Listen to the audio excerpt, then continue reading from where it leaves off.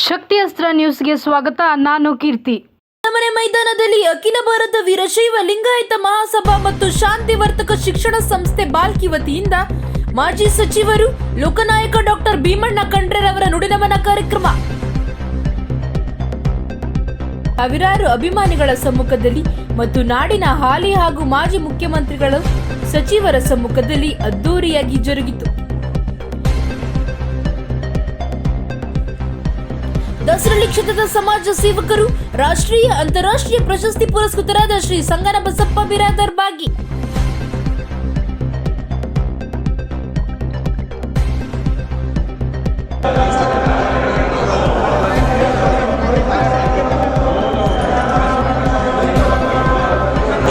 ಉತ್ತರ ಪೂರ್ವನಾದ ಸಾಗರ್ ಖಂಡ್ರೆಯವರಿಗೆ ಸಂಸದರಾಗಿ 3 ತಲೆಮಾರು ರಾಜಕೀಯದಲ್ಲಿ ಇರಲಿಕ್ಕೆ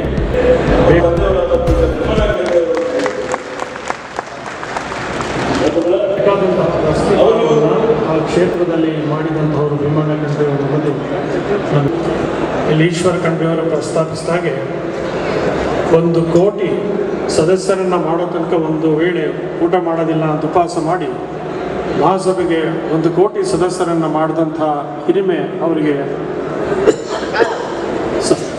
ಸಲ್ಲುವಂತಹದ್ದು.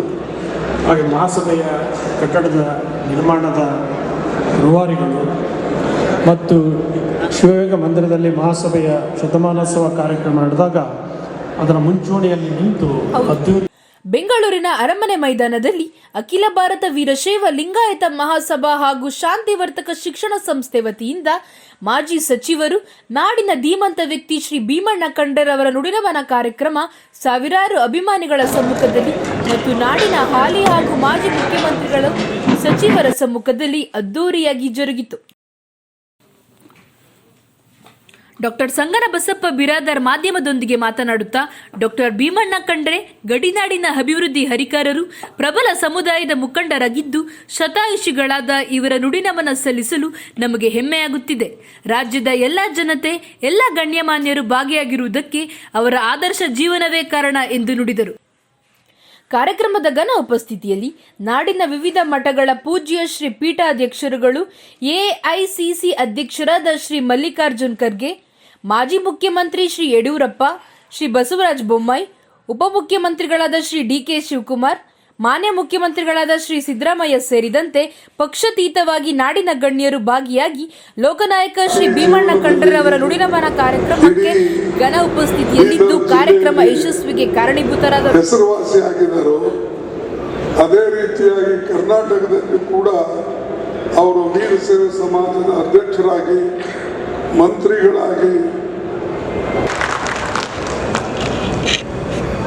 ಒಬ್ಬ ಹೋರಾಟಗಾರ. ರಾಜಕೀಯದಲ್ಲಿ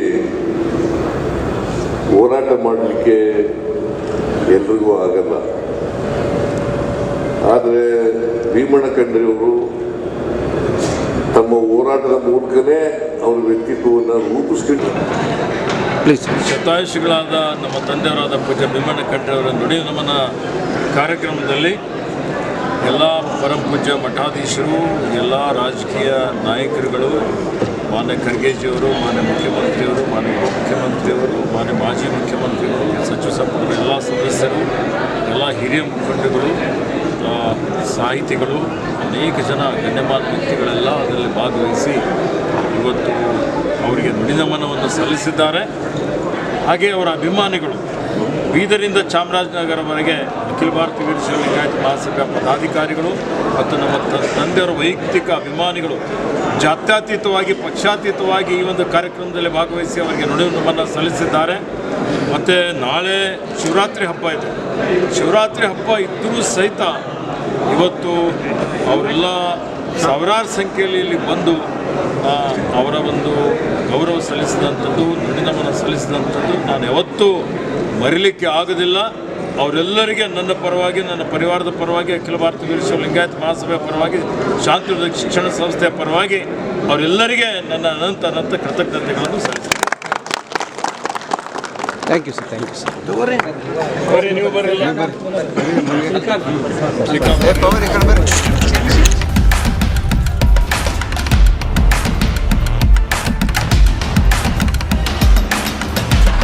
ಗಟ್ಟಿಯಸ್ತ್ರ ನ್ಯೂಸ್ ಕನ್ನಡ, ಆಫ್ಕೋರ್ಸ್ ಇದು ಕನ್ನಡಿಗರ ನಾಡಿಮಿಡಿತ.